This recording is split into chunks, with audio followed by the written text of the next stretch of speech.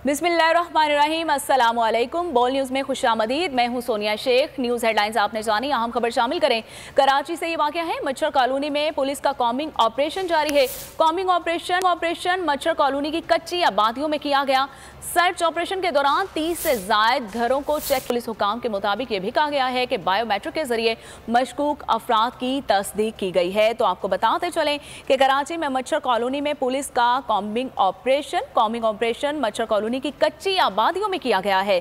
Search operation के दौरान 30 से ज़ायद घरों की तलाशी भी ली गई है और पुलिस हुकाम का ये मौक़िफ़ है कि बायोमेट्रिक के जरिए मशकूक अफराद की तस्दीक भी जारी है। तो कराची से आपको इस हवाले से अहम खबर से आगाह कर रहे हैं कि मच्छर कॉलोनी में पुलिस का कॉम्बिंग ऑपरेशन। मजीद जानेंगे अपने नुमाइंदे काशान सद्दीकी से। काशान, इस कॉम्बिंग ऑपरेशन के बारे में मजीद क्या तफसीलात हैं आपके पास?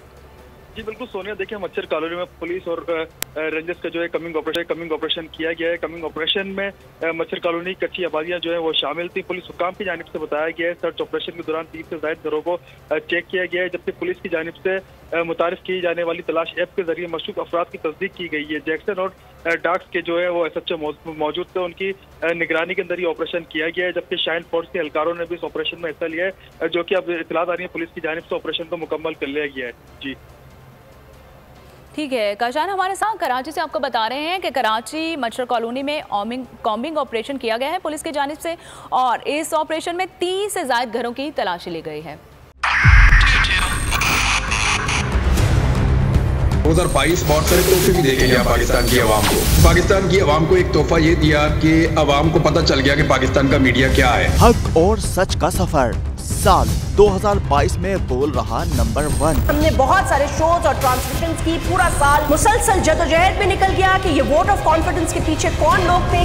तोड़े रेटिंग के सभी रिकॉर्ड। सोशल मीडिया पर भी सबसे ज्यादा तेजी से 2.4 बिलियन व्यूज का संगे मील अबूर किया।